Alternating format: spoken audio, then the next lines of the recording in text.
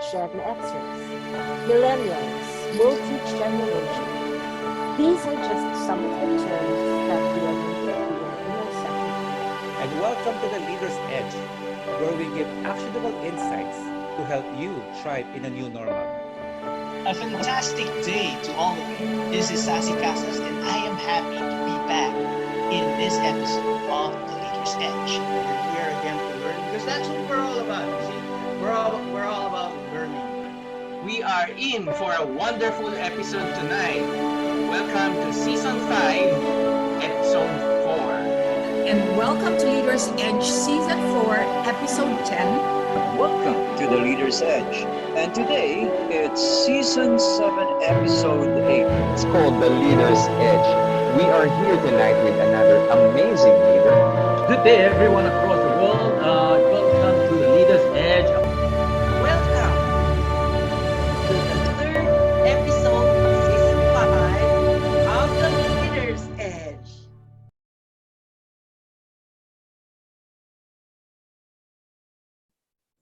Good day. Welcome to Season 8, Episode 3 of The Leader's Edge. And today, we're talking about managing organizational development and change. And what you're going to learn from the show are what we call the 5 core areas involved in managing change. That's technological change, global economic business environment, workforce diversity, legal and legislative requirements, managing the ethical behavior of people, and the 10 perspectives that go into its alignment.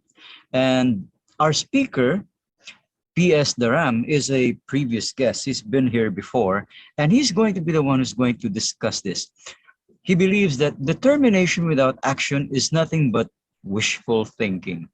And he brings with him over 35 years of managerial and industrial practice in manufacturing, supply chain, in human resource development, competency profiling, performance management improvement in Malaysia, Singapore, Philippines, Hong Kong, China, Indonesia, Vietnam, Qatar, Bahrain, UAE, and the UK.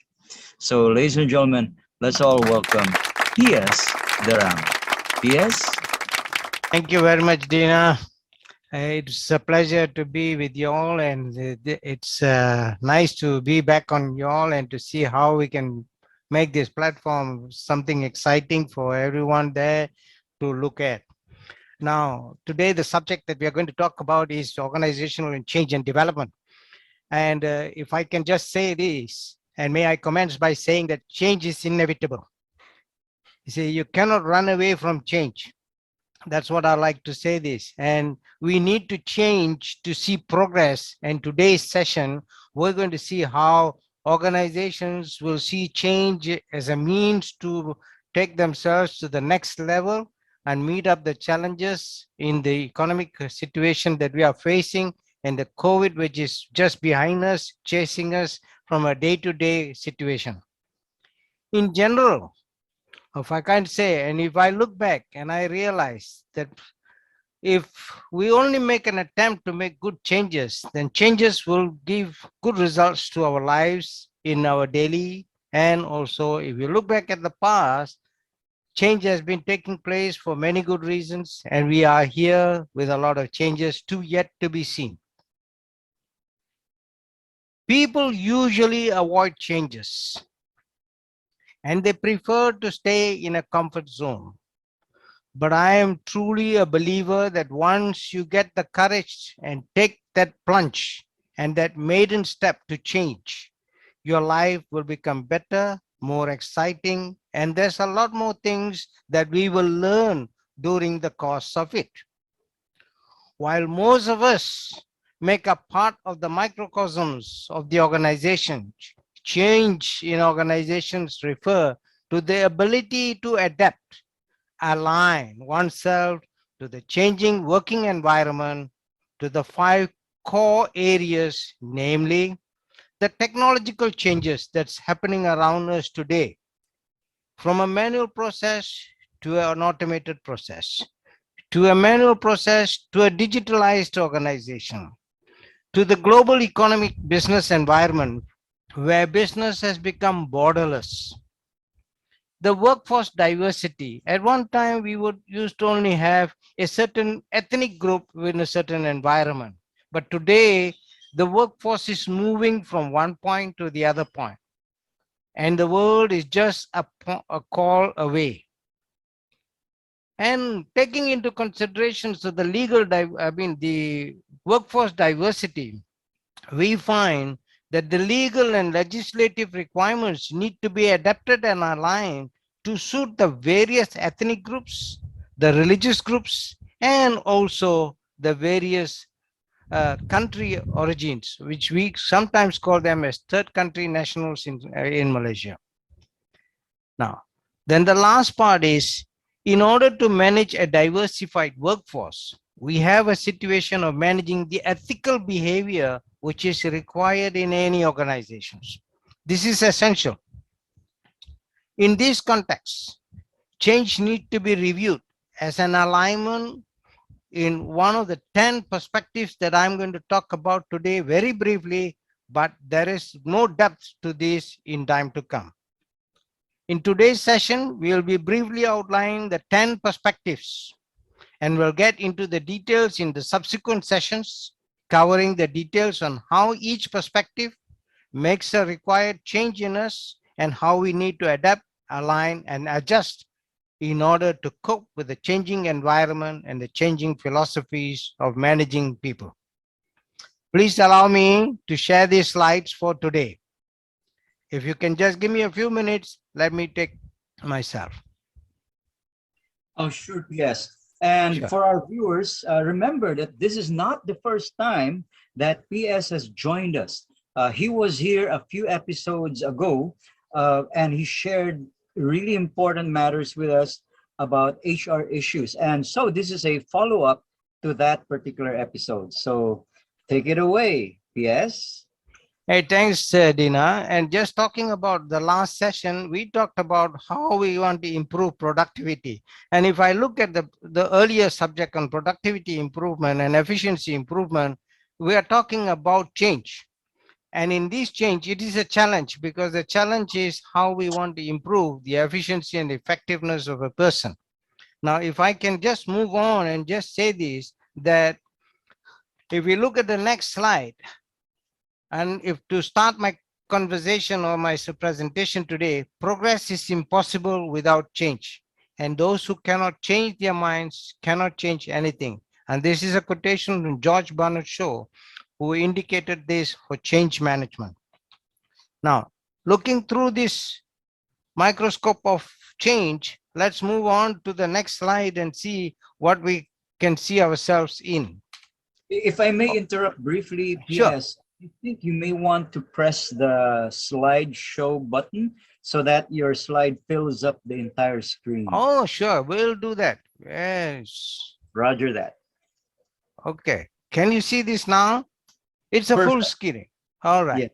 Yeah. So now coming back on the first slide here, organizational change management must be approached in a very systematic and structured manner to see that the desired outcome is reached very smoothly. If we do not have a systematic and structured manner, changes may change its course of direction and we may fall into a different trap altogether. Now, therefore, what is the structure and what is this defined method? It involves defining the adopted corporate strategies, the structures of an organization, the procedures and the technologies to handle changes in external conditions and the business environment. So I'm now confining it to an organization and taking it as, if an organization has a corporate structure and a corporate strategy, what is it that they want to make the change? How is the structure of the organization in place? And what are the procedures, the policies that are already existing, and what are the changes that they need to make on these policies and procedures in line with the technology to handle the changes in the external condition and the business and environment for a purpose of survival today. Now, therefore, the term should be adopted as alignment rather than change. You see, so I'm now trying to switch you to a new word called alignment. Let's get ourselves aligned to the new corporate objectives, the new corporate policies, the new corporate structure, and the new business way of doing things. So we get ourselves aligned. If we get ourselves aligned, we are on the same track, same view, and therefore we can see ourselves in the different direction altogether. Now, therefore, we need to build a vocabulary for us to understand and communicate this in our daily system when we make this change. So the first word that I like to say is an open system. Now, what is an open system? If I look at it as an organization, it's an organism, see, where it has a nucleus and it has a proton, or an entity that exists in a constant interactive state with its external environment. So no organization can be independent. Therefore, organizations has to be open. It has to be in constant touch with what's happening around us. So there is an interactive state that we have to meet up with the external environment. The number two vocabulary that we're going to talk about is alignment, the degree of congruence. Now, here it may sound arithmetical. Congruence means all three sides equal. So we are looking at what are the three sides that's equal. The customer or the external business environment is one, the employees is the other, and the employer is one. So this three-party, the tri-party congruency is very necessary for alignment. And if this congruency is compatible, then we can see ourselves in alignment. So the second word or the vocabulary that we like to look at is alignment. And the third one we're talking about is stakeholders. Now, stakeholders have got a vast interest in the organization, in the growth of the organization, the profitability of the organization, and of course, the benefits of the organization. Therefore, it makes up the group, the individuals who lay legitimate claims. You see, a legitimate claim to the performance of the organization. So there are three parties here now. So the congruency of these three parties is essential, and that's a vocabulary we will see ourselves as we progress into this presentation today. Now, moving on, the primary goal of change or alignment is to successfully implement and align the employees to adapt to this new process, the product requirements, and the business strategies while minimizing the negative outcome. Here, when I say the negative outcome is when one says this cannot be done, then there will be someone out there who will say it can be done. So we should be in a position to say it can be done. So that requires a little bit of energy and determination. The nature and extent of an organization changes are the business case for a systematic approach to change management. You see, we have to look at it as each situation as a business case, and we got to identify systematically an approach to make sure that that alignment is reached. Then the second part of the nature of the organization change and the extent on which we should see is the role of the management team, and in particular, the HR personnel during the major change initiative. That means you got to be a change agent. You got to be the agent to put in the and act as a catalyst to speed up that change, because time is the essence here. See, time is the essence here.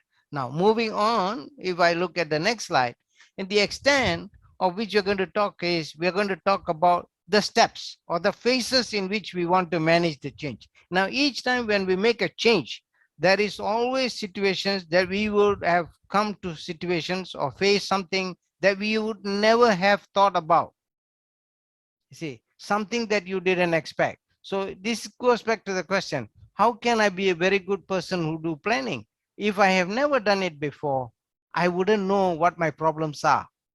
And therefore, you need to anticipate that there will be some challenges along the road.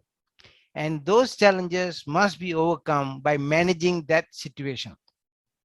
Reviewing that situation and looking up and seeing how you can overcome those common obstacles or challenges encountered during that change in a very amicable manner by sitting together with the three parties involved.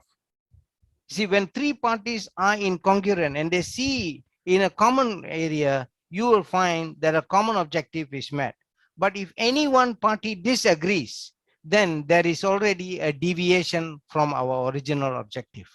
So therefore, I will try to emphasize that the congruency of the three parties is essential to make sure that the change takes place effectively. Now, if I look back, and as earlier I've mentioned, the areas that we're going to look at is globalization. Today, when we talk about globalization and borderless business, so what takes us here? Now, today we are talking about, let's look at even within our conversation today. I am about a few hundred miles away from you with a time difference of just about half an hour, though someone made a common time frame between us, right? And we are able to share information. This was not possible some 15 years ago. You see, today that barrier has been broken. Now, how did that take place? There was a technology that enhanced us, and the technology changes has provided us and given us that ability to make that a reality. So you see how technology helps. Now, a lot of work was manual. Today, a lot and more work is becoming automated. See? So when it becomes automated, it reduces the labor force. But the change that we need to look at is on this person. Earlier, the person was doing the job, but now we studied the human being, how he or she performed the task, and we developed a machine or a method on which that process works. Now, the change that the person has to do is not to do the process, but to manage the process. So he needs to skill himself, required skill to manage the machine. So here I like to quote one statement here. Man makes machine, but machine rules man. You see this? You see, man makes a machine, but yet the machine can rule a man if you do not watch it. And therefore, technology is essential. Now, let me give this example of why this man makes the machine and the machine rules a man. It's a kind of a brake that system that's in your automobile. You see, the man developed an automobile and he implemented a brake system for you. If you go fast and you want to put the car to a stop, you apply your brakes and the brakes work. But if you do not equip yourself with the knowledge that when the brake pad should be changed to manage that machine, and when you apply the brakes and the brakes have worn out, the car does not listen to you. The car still keeps moving. Therefore, it is essential that the person who is the operator of that vehicle, who is a driver, must learn to manage that machine, understand when the brakes must be replaced. And that's the element that I'm talking about, upskilling the technological changes in the human aspect. Now, moving further, we are talking about workforce diversity. Now, let's look at within this region, within the Asian region, if I can just take. Now, many years ago, the Filipinos loved to go to Hong Kong and the US. Today, the Filipinos are making their way to the Middle East and many other countries. The Indonesians were very familiar with Malaysia because of the familiarity. But today, the Indonesians have gone up to work in Vietnam. Now, you see, and they have taken a stand. But what happens is the Indonesians are now learning to learn a different language so that he survives in this new environment. While the organization in Vietnam is trying to learn Bahasa to keep that employee informed of what the change requires.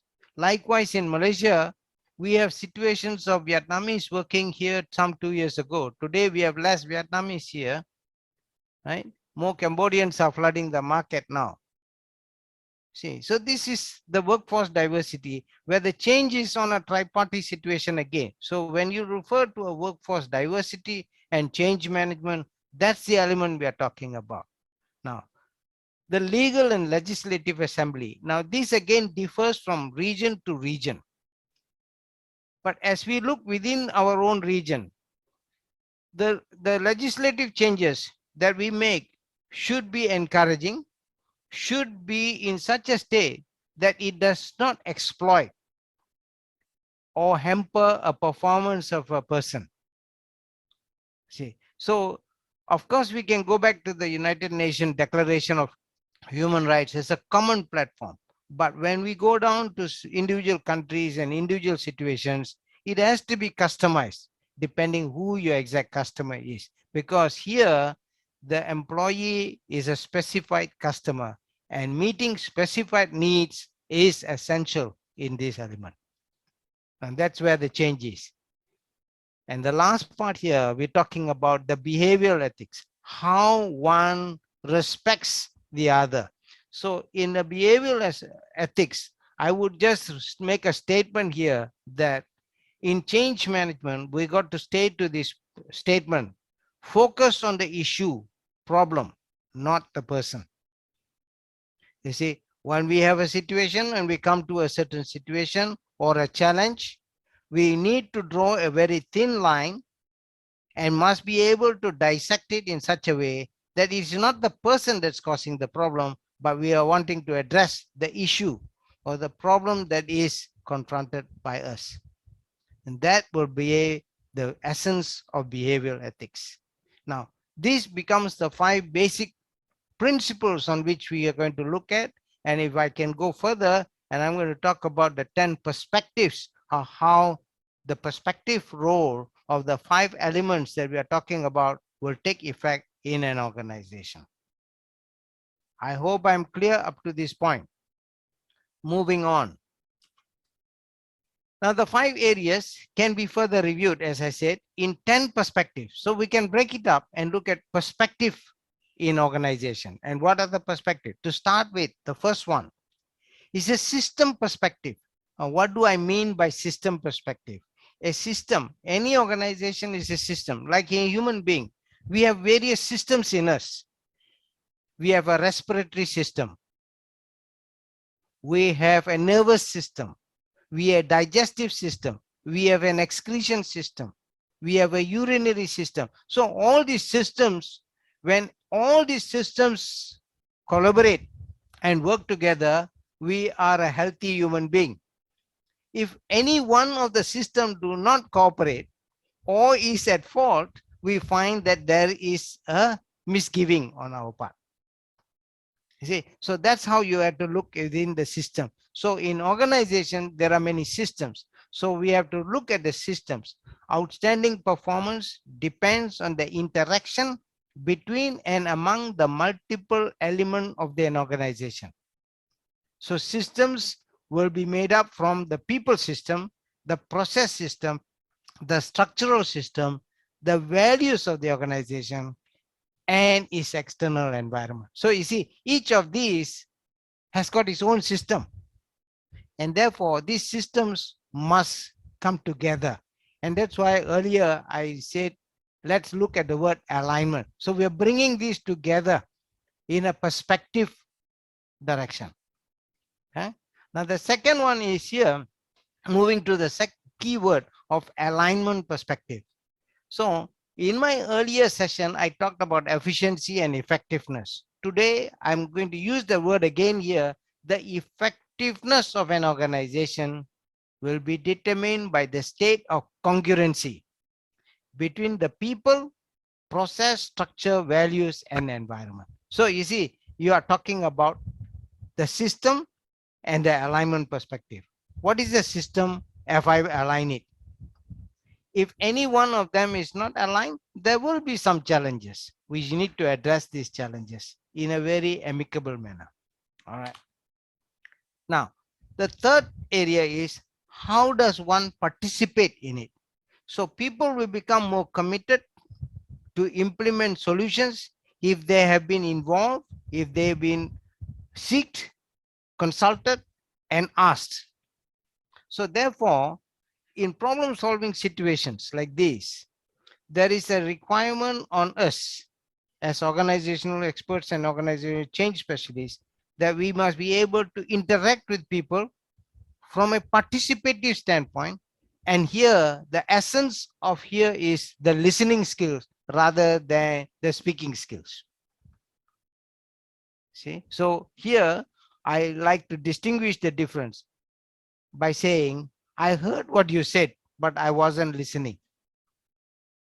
I heard what you said, but I wasn't listening. It would be better for me to say, I am listening to you, though I heard what you were said. So we got to prove to the employee or to the audience or to any other person that we have listened to that party. And the way in which we can prove it is by paraphrasing keywords of that employee who is bringing up the issue or who is making a suggestion to make that improvement. So that's the essence here. Now, moving on is the next perspective called the social capital perspective. Now, the word itself is very clear. Social refers to the society. The capital refers to the dollars and cents in. How does the social environment brings revenue? So to achieve an outstanding performance, organizational leaders seek to create a network of independent, interdependent relationship. Independent, interdependent relationship that provides a basis of trust. I use the word mutual trust, mutual cooperation and collective action. I agree to do with you. We agree to move along. See, if we move in that social capital perspective, then we can see results in the right light. Moving on is a teamwork perspective. There is a difference between social capital perspective and teamwork perspective. Now, accepting shared purpose and responsibilities for interdependent tasks enhances coordination, commitment, creativity, and support. Now, let me express this in this way. Many managers who sit up in their room will request for team building, teamwork for an organization. The element here is I want to switch it and say, teamwork is not they working with me, but how can I work with them? If we can ask this question, and if each individual asks this question, what is it that I need to do to be aligned, then the teamwork will work. But if the manager or the person says, oh, they need to work with me, then it is no longer a teamwork perspective. So it is just twitching it to the other end, I'm saying. That's why I'm saying is accepting shared purpose. So I should say, what is it that I can do to assist you? And in that sense, if we move in that direction, we will see ourselves in the right perspective for this. Now, the next one is we call it the multiple stakeholder perspective. Now, here the word by itself is the multiple stakeholders. See, earlier I gave you the examples of the stakeholders around us. Now I'm talking about how these multiple stakeholders will affect us in our alignment. Outstanding performance requires organization leaders to balance the expectation. So you got to strike a balance. You cannot fulfill every requirement, but you need to strike a balance. So when you talk about balance, you are talking about negotiation. And when we talk about negotiations, it is about not win-win. There cannot be two parties winning, but one party has to give in, the other party able to convince the other party that this is the direction. So I would rather say it is accepting, conforming, and moving along. Then we will meet this stakeholder expectation where we are looking at employees, customers, suppliers, host community, labor union, trade association, and even government bodies. Now that's how I look at the multiple. So it's how we can work. Now, when a rule is made by the government, we cannot say much about it, but we have to find a way how we can cope with it. how we need to adjust with it. And that's what I mean by multiple stakeholder. See, so this is the balance that we need to strike. And once we strike a balance, we will be able to move in very collectively. Now, having said all these things, obviously challenges will be always there. Individuals are individuals, organizations are there, stakeholders are there. Can conflicts be there? Yes, it will be there. It is also inevitable. There will be, of course, differences, and the differences must be seen in the right light. If a conflict is occurring, then we got to know where the source of the conflict is, what is the cause of the conflict. So if you know the source of the conflict and what it affects the party, you must find how can we reduce the impact or the effect to that party. If that impact and effect is being reduced, the conflict is reduced. See, so conflict here is essence. We must come to some point that there must be a reality that conflicts will exist. Conflicts is there, but conflicts over tough issues can increase the quality of decision, because it is only by deferring to an element that we can see the light of how it should be seen in the right perspective. So we should see conflicts as a useful element to make changes, rather than concurring with the party and see the problem coming bigger.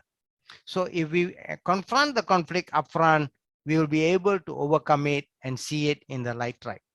Now, the last part I would like to say is we need to look at it from an open communication perspective. Now, I would like to use this word open and candid, especially in an upward hierarchy, creates an opportunity for learning, development, building trust, and collaboration. And with this, I like to say, if I want to remember open communication perspective, I like to summarize it by 4 keywords with the word I. Do I have the information? That's the first I. Can I convert the information to simple instructions that it can be assimilated to my audience? With that simple instruction, am I able to influence the group of people whom I'm talking to? If I have done and I've convinced them, then I've integrated my requirement into the reality. And that's the essence. So if I can just say this, it's about information, instruction, influence, and integrate. That's how I say about open communication to bring about change. Now, evolution. When we do all these things, we will find that there will be an evolution. You will see changes coming by. And when changes come by, we need to adapt. And therefore, new competencies will surface. New situations will arise. And therefore, employees, employer, stakeholders need to look at new areas of competencies and engage in both incremental factors. That means we got to see it very revolutionize ourselves and see how we can adapt to new competencies. At one time, critical thinking was not there. Today, we are talking about critical thinking. Today, we are talking about analytical thinking. We got to analyze figures. Now, with these two words, critical and analytical thinking, today we have the digital formation, and we are now talking about how can I assimilate these two into one, and we call it digitalization, where the formulas are put in and it gives you an answer. See, that's an evolution. So that evolution theory will come into place. Now, in order to facilitate all a process facilitation perspective. So individuals who reside outside the organization hierarchy can become both facilitators and teachers of effective implementation process in partnership with organization members. And that takes how a process facilitation takes place. Now, if I can take you back to wildlife history and see how I look at the process facilitation is when the bisons cross the Nile River, you will find that the king bison, who is the leader, does a process facilitation. It does not jump into the river until the crowd at the back is sufficient for it to take a leap. That is called process facilitation. It waits for the situation, it takes a process, and that's process facilitation. So the bison works with the other bisons to form a crowd. If he or she alone jumps into the river, he or she will be a victim for the crocodiles. See, so that's how we look at process. So we need to move in very tactfully with the strength we have. Now, that those are the 10 perspectives that we have seen. And looking at these 10 perspectives, if I can just make a simple summary of what I've seen, is the benefits of adapting to change can be many. And may I conclude by saying with a quote, determination is only meaningful if it is put into action and produces results. Determination without action is nothing but only wishful thinking. So when we want to make a change, we must be very determined to see this. And with this, I like to say thank you very much, and I look forward for some question time from you. All right, thank you so Over to much. you, Dina. Yeah, maybe we can end the screen share so that it'll be just the two of us on this. Okay, sure, Yeah. we'll do that. Okay, Okay, here we go. all right. Right. So here come the questions, PS. Yes, please. All right. So first of all, one of the things that I had an epiphany with while I was listening to what you were discussing has to do with the fact that globally there is what we call the great resignation. And one of the things that HR as well as OD are working hard to do is to retain people. Um, Yes. so my first question for you would be, in terms of, say, one of the systems in OD, which is succession planning, how does an organization implement an effective succession plan in the situation where people are leaving or not staying very long at the job? How do we manage succession planning in such a situation? Okay. See, first, let me dissect your question. There are two questions you have in your question, right? The first is there is a turnover. Yeah. There is a turnover. Now, let me also say this. Turnover in organizations is inevitable because every individual wants to succeed in his or her chosen career.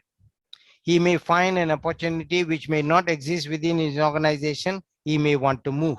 So that's inevitable. But if he or she is moving for the better, we should not stop him. That's the first element of change because he is still an element for the global organization and the global society that we are living in. That's one. So we shouldn't look at it from a negative perspective. Yeah. So turnover is good, but very high turnover is very bad. Right? That's number one. Now, the second part of it, where you say, if there is a turnover, who is going to replace him? Because when an employee of a certain position leaves and you do not have somebody, there is a vacuum created. And during the vacuum, performance declines. And when performance declines, you cannot make deliveries, you cannot make changes. And therefore, there is a lag. We call it lagging. Right? So how shall we avoid it? Now, if we study the subject called competency management, which my company does, right? Where we study the competence of a person in an organization in various perspectives. And here in this perspective, we have to look at only the functional competencies. In any given job, whether it's managerial, technical, or non-technical, there are functional competencies. A functional competency can vary anything between 10 to 15 competencies a particular job. Now, if we want to look at succession planning, a good manager must prepare a chart which is called a versatility chart. How versatile is the person within an organization? So he must have some kind of a chart against the name of a person on the left and all the competencies on the top column and a rating from 1 to 5 on each of the competency on each of these employees. So if he has this, that means he must be able to do this and keep it every 6 months or every 10 months. Then he will be able to have an inventory of what the people can do and cannot do. That's the first section. The second course of action that he has to do, once he has got the inventory, he cannot just keep it away. He has to take it and do something about it. And therefore, he has to come up with an action plan of what can he or she do to improve that position of him. Assuming the employee is a beginner, who is I rate as 1, how can I bring him to the next level, which is an artisan level? Or from an artisan level, how can I make him a professional? From a professional, how can I make him to be an expert? And from an expert, how do I make him to be a coach? See, so if I want to use these just plain numbers, today I give you very briefly 1 to 5, then I will be able to get a simple gauge of how the makeup of my department is. Number 1, that means I have an inventory of my people. But against each of these competencies, you must also determine that which competency is very important in the organization. So you must also relate the level of importance to it, whether it's essential, important, or critical. You see? So again, these 3 words that I use, or the measurement that I use, or the descriptive word I use, can be quantitative by putting a number 1, 2, and 3. I see. So 1, 2, and 3. So now I say this is where they are. This is how important this competency is. Now I must ask myself, where do I want them to be? You see, where do I want them to be? So this where do I want them to be, I can call it the desired level. So there are 3 key words that I like to emphasize here. Desired level, where do I want them to be? My goal. Where is my current level, which is the second level, current level, the importance to that competency. Now, the desired level less the current level will give me the gap. See, very mathematical. Huh? The desired level less the critical current level will give me the gap. The multiple of the gap and the importance will give me my priority. See, a very simple formula only. Priority. Maybe in the next situation we will see this and we will go into this mechanics. Right? So let me give an example. The desired level is 5. I want you to be a coach. But where are you now? You are at level 3. So where is the gap? 5 take away 3. 2. But how important is this? 3. So 2 multiplied by 3 is 6. So I have a value which is 6. So the priority is 6. Now I may take another competency where the competency where the desired level is 4 and the employee is at level 3. So the gap is 1. The priority is 3. So 1 times 3 is 3. Okay. Now looking at that, then we see that the priority gives us the room to which employee can be the next candidate for that situation. So that's how we should see succession plan. Now, a lot of people talk about succession plan, but they do not have a concrete plan of who is going to be succeeding the next position. They don't anticipate it. Now, the reason for that failure is because managers are too busy or engrossed with their work that they do not know what the employee is looking out into the market. Therefore, if I can go back to the earlier statement where I used the word open communication system, that's an essence. Because if that is the tapping element, then you will know what is going on. That means managers must be able to tap the pulse of the employee and the organization. And if he or she is aware that the employee is looking for prospects, then you should encourage that employee to move on to the next level. Sometimes succession plan does not necessarily mean that he must get a promotion. It may be additional responsibilities with additional remuneration, not necessarily a job title. See? One of the things that I wanted to ask in relation to your explanation was the fact that change, as you said, is inevitable and it happens very rapidly these days. Yes.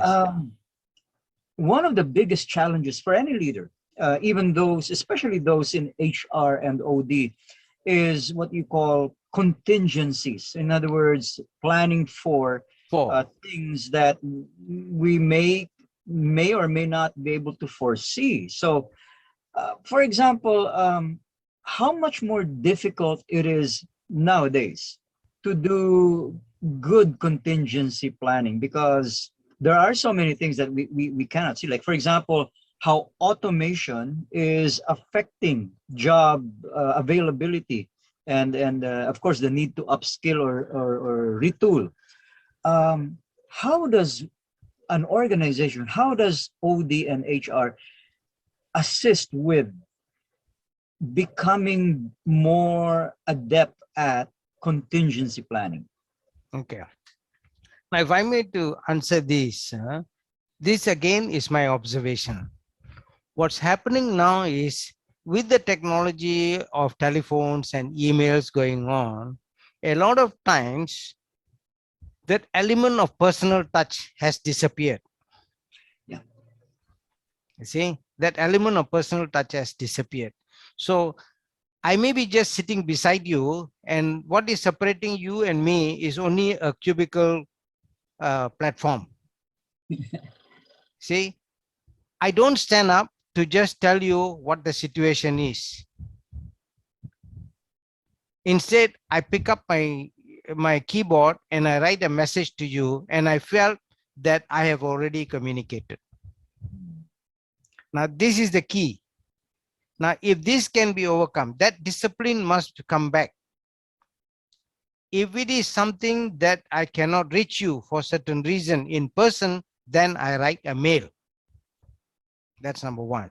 The other is the telephone itself. Today, a lot of people tend to go on to some of these WhatsApp messages and they say, I send you a message. But if one has a discipline of not looking into the phone very frequently, he will miss that message.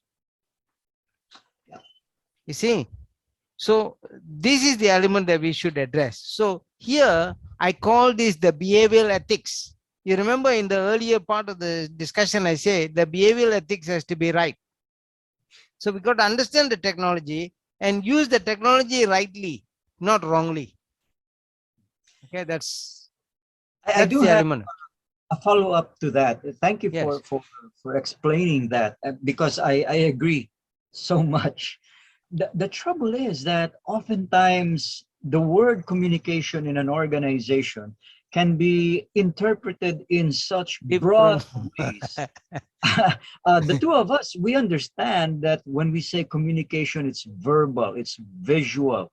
Yeah. And yet younger people, for instance, Gen Z, even some millennials, think of communications as text or chat threads. Yes. And yet when you talked about behavioral alignment or ethical considerations, I see that there is a call for everyone to adopt a common understanding of what communication means. Is that possible in an organization that has multi-generational workforces? Yes, it is possible. See, I can relate this to an example of what I used to do. I had something like 7 different regional people working under me.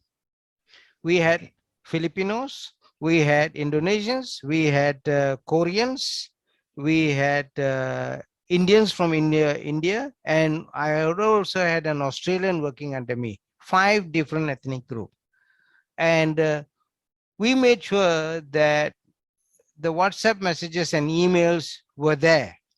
But when we wanted to communicate a matter or relating to work, it was always, let me walk up to you and talk to you. Okay. And if someone refuses to walk up and talk to him, that effect will never take place. See, and this was a very engineering driven organization where we needed that kind of information. Everything cannot be expressed in writing, right? So we needed that. And when that was conveyed, we used to get going. So we had 2 meetings in a day. In the beginning of the day, everyone groups up, we tell what's in, what are the issues, and at the end of the day, just before we knock off, everyone gathers again and say, what did they do? Ooh. What Okay. did they do for that day? So when that was being conveyed, everyone in that group knew exactly what the other party was doing. And we were able to improve the efficiency and the effectiveness of that organization, like numbers. If I can give you numbers, if in 1 year I was building 80 pieces, I was able to build 800 pieces in a year after 8 months. So that's the kind of drive one has to take in. That's why I referred here to the earlier subject is, first we got to look at how can I improve the efficiency and effectiveness. The second part is how can I make the change. And the third element is exactly what you have asked me. If someone takes a better prospective job elsewhere, because good people are always recognized by someone outside, he will move. Who can I replace him with minimal disruption? I don't say there is no disruption. We only can have a minimal disruption, right? The curve may drop a little bit, but I do not want it to drop very steeply. So we must be prepared. And the subject is right. If you were to say, continue asking me, the next element of talk should be, what should I do for succession planning? You are right. Okay, so one of the things that I found fascinating in what you shared earlier is that striking a balance between Yes. the many stakeholders who are involved in an organization. I love that, because the truth is sometimes leaders can have such a very narrow view of who the stakeholders are. Um, I'll give a brief example and maybe you can validate this. Yes. For example, a coal-fired plant, or what we in Okay. the Philippines call an independent power Power producer. plant. Yes. Um, Sometimes they may think that the stakeholders are the workers, the board of directors, the government agencies that they need to work with. Work with But the truth is, other the consumer. stakeholders exist. The Yeah, consumer is the biggest stakeholder. they are definitely, and also the local government Yes. within which they operate. Because Operate. there was a situation I heard a long time ago that they needed to collect the ash from the operations of the Operation. plant, where after they burn the coal, which is crushed into powder, and that's the Powder. only way that they can burn it Burning. efficiently without Yes. if To turn the emissions motor. that are Yes. harmful. They need to get rid of that ash, Ash. and they struck a deal with the local mayor Mayor. that, hey, if you supply the truck to cart away the ash, you can sell the ash to a cement factory, because that is high quality ash and they can use that for the. As a composite material towards making cement. That's right. So Yes. it became a win-win situation Situation. where they got rid of that waste which they had no use for, and eliminated the cost of having to transport it out of the plant, which made the mayor very happy because it allowed him to generate revenue. Generate revenue. So he gladly provided the truck that picked it up. Um, so my question becomes, how valuable is agility or creative thought in solving thorny questions about balance among Okay. stakeholders? See, the element of agility, yeah, the ability to be flexible, the ability to think through is very essence, the very essence of getting things. Now, you gave an example of a coal plant, but let me give you, since the development is taking place in Metro Manila particularly, yeah, and towards the other provinces now, we are building highways. And when we build highways, we find that we need to build concrete barricades to prevent traffic, right? So these concrete barricades, if you look at it, they are heavy, they're made of concrete, it has got steel bars inside. Now, after that road construction is over, what you find is contractors, they just leave it at one corner. And it becomes eyesore for many. But if I were you, and I look at that whole situation, we can reutilize that resource. Because if you break up that concrete, you can take the steel out of it and recycle the steel. The concrete, if it's broken up into pieces, can be reused to resurface your road again without having to destroy your environment or breaking up all the mountains. You see, so it's a win-win situation. That's why I would call this, can we strike a balance? Can we strike a balance? You gave the example of a coal factory where we produce electricity. We have a similar plant in Malaysia. Now, likewise, we can talk about road construction which is taking place and how these barricades, concrete barricades, can be reused, where the concrete can be broken up into pebbles or stones which can be used for resurfacing the road or the new roads that's coming up without That's right. having, and the steel which is inside, which gives the rigidity, can be also recycled to make other components within the structure. So in this way, we maximize the resources and we balance the resources also. That's wonderful because new jobs are being created because of this need to reuse, recycle, and retask. Like so, Yeah.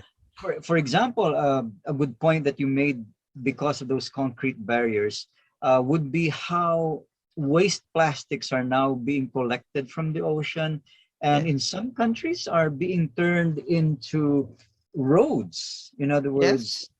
virtually indestructible roads. So that creates new jobs, like for people who will collect all of the waste plastic, transport it to a plant, or in situations where electric cars are becoming the norm. Yes. The batteries have to be recycled Recycle because otherwise that's toxic minerals that material. you Yes. dump. But they're being able to reuse the lithium, the cobalt, the nickel, because it's Yes. all there. So I love that because it means that while jobs are disappearing, new ones are coming. Appearing. Yeah. So how does an OD practitioner stay on top of these things so that he can be a voice of reason and of influence within a management team? You know, like an equal partner to suggest changes that will save money, time, effort, and make the company more successful. I think an OD person by himself must be hungry for knowledge. Mm. You see, when he looks at something, he must be able to dissect that from a perspective of knowledge and see how can I recycle it? How can I reuse it? That's one perspective. Then the other one is where can I use it elsewhere without having to damage it? See, now if we start looking at it in that perspective, then you will find that OD experts will become good. So learning must not stop. OD experts must be prepared to learn every other day, looking at experiences and seeing, if you fall, stand up, pick up yourself and run. That will make you a good OD expert. Well, OD is very close to my heart and I love the subject, so I can, I love to talk on it.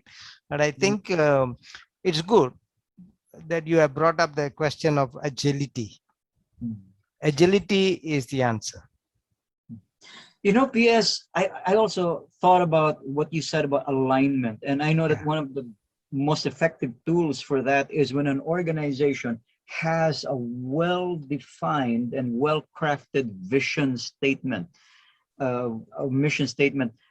Uh, how can we help our viewers, especially those who are struggling with vision statements that, you know, if you ask some of them, only 20% can recite it? Yes. And you wonder, how do they manage to stay aligned anyway? So in that context, how influential is a vision statement, especially when it's not easy to remember, and yet people are functioning, are able to perform? Um, how do we reconcile the fact that sometimes vision Okay. statements are so bad, badly Yes. written? You see, one of the key things I would like to recommend here is, if you want to make a vision statement, make it very short. Then everybody can remember. Example, a very good one that I like to give an example here is the vision statement for Walt Disney. What's your vision? Make people happy. That's it. Oh, I love that. I You love that. see, when you say make people happy, everyone understands that, and that's the vision. So if I walk inside Walt Disney, Disneyland, and walk around, and I look up something and I want to move on something, and I approach somebody who wears a uniform of that organization, and I say, where is the gents, or where is the ladies, or where is the nearest restaurant? If that person helps me, I'm happy. True, true. See, so vision statement shouldn't be very lengthy, very long. It's nice to write long statement, but not practical to be remembered. Make it short. That makes me wonder now, considering how this pandemic has ravaged the globe, what is the vision statement of the World Health Organization? See, very lengthy. I can't remember it. But if you ask me, Neither can I. I like to condense it. Okay, I like to condense it. And yeah, I let's give it say, what is it that we want at the end of the day? We want to be healthy. yeah. That's all. So maybe it could be heal the world. Something like that. Yeah. You see, make it simple and very short that people at any level can remember. But if you make it very lengthy, very flowery, it's too lengthy and nobody remembers it. Yeah, one of my favorites is from SNR, to Okay, become part of our customer members' quality of life. right. And I feel it because every time I shop there, I feel that everybody is determined to help me have a quality experience Quality when experience. I look for meat, Yeah. vegetables, or anything that I Anything. need. Yes. Yeah. See, that's how I say. So statement should not be too lengthy. It should be just short, and that's all vision should be. So in situations where the vision statements are, as you said, too flowery, too long, maybe too erudite, and yet an organization seems to succeed anyway. Who's driving that? If it wasn't the vision statement, who is that? Like the individual manager, the individual leader now? Okay. Is that charisma? Um, is that personality? What helps an organization thrive anyway when the Well, vision is bad? the answer to that will be the person who leads the organization. Mm. See, how an organization is depends very much on the leader. Okay, so that also means that even if even if a vision statement is magnificently simple, magnificently wonderful, but if you have the wrong leader in place, Leader, he cannot lead it. He doesn't understand. He doesn't sink into it. He doesn't balance himself into that statement. He may not take the organization to the next level. So he need to be practical, and he has to understand that, and he has to sink into it. And that's why I say the leader must align himself. And once he aligns, he prophesizes that, then prophecy takes place. you see, so it has to be both a Both good vision statement and a a good good. vision statement with a good leader who can take that vision statement to the next level. That must be what is happening with SpaceX, Tesla, and Elon Musk, because uh, people are so devoted to his products right Yes, now.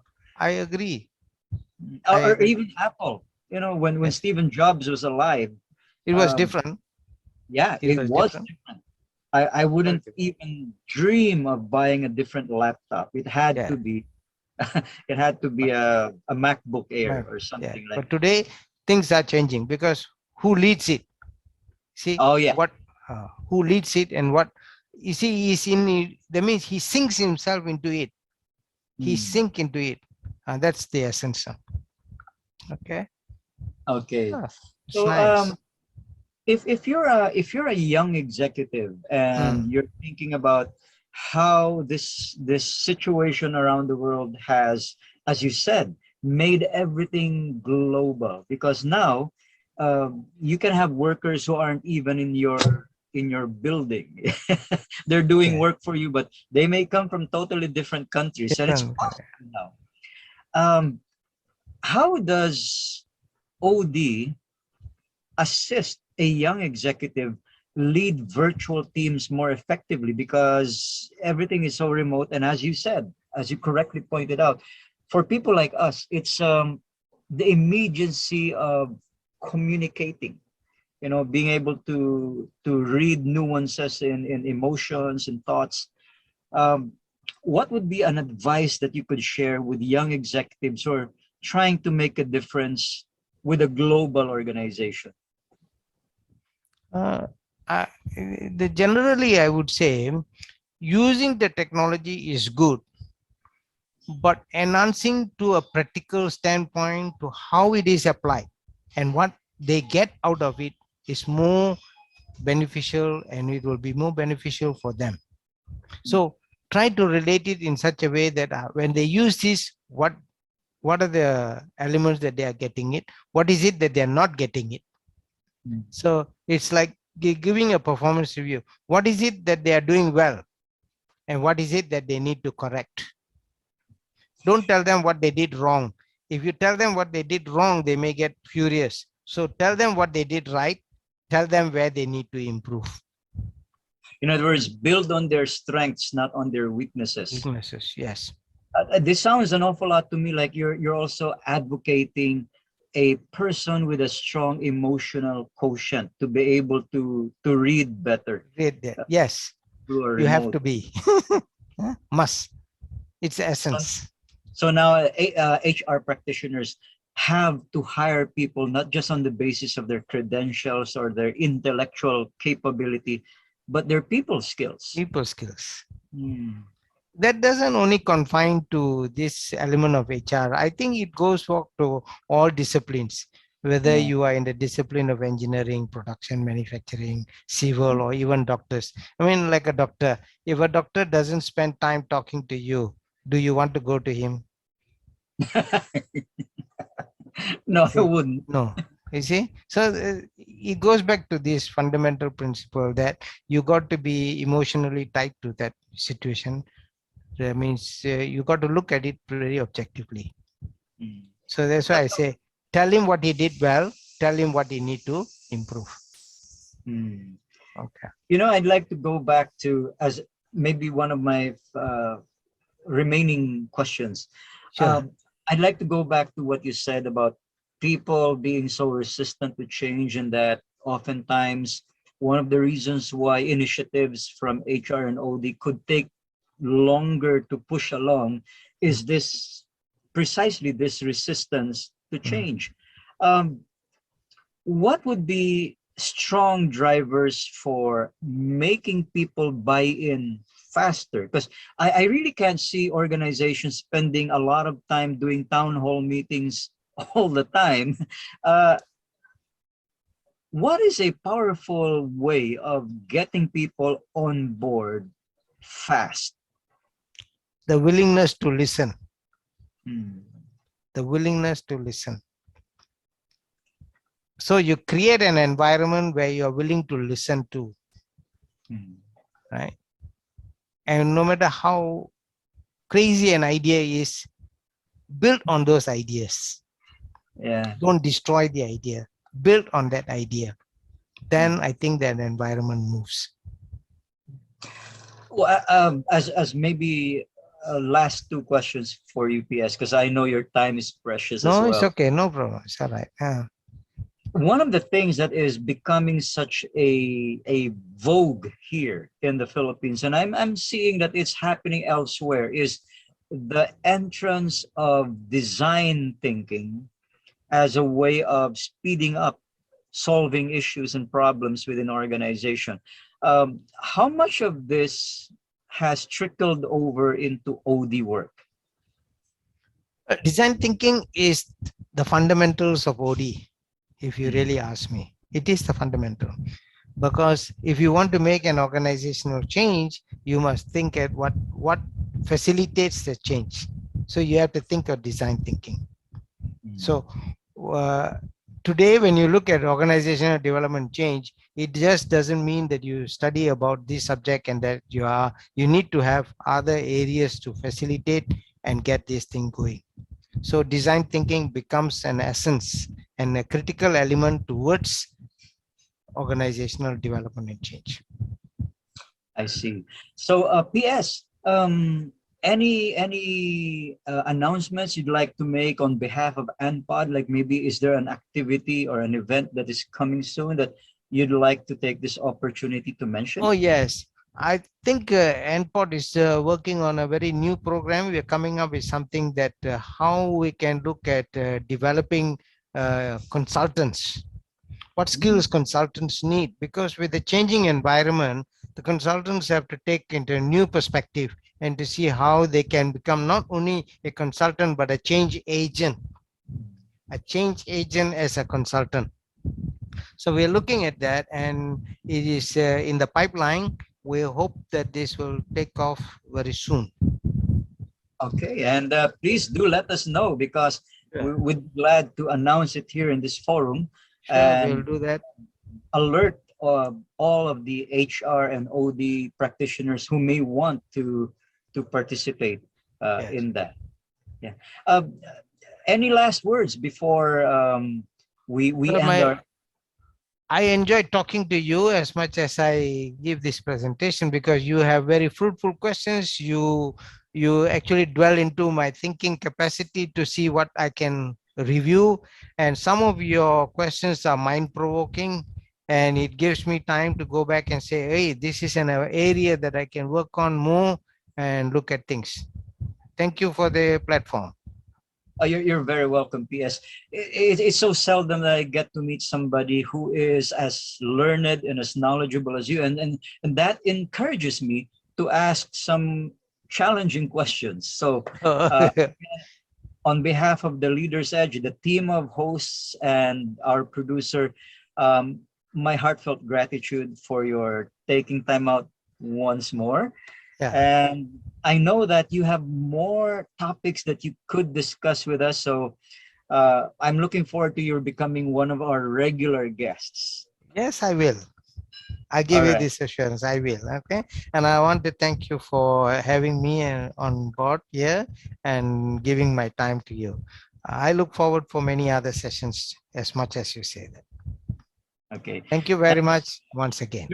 You're very welcome. Thank So, you. ladies and gentlemen, you just heard from our friend from ANPOD, PS Daram, and you can look forward to seeing more of him in the future. But do remember that in our next episode, that would be episode number 4 of season 8, I believe we'll be having Vic Navales, who will be talking about his art and his journey towards becoming a successful painter and expressive individual.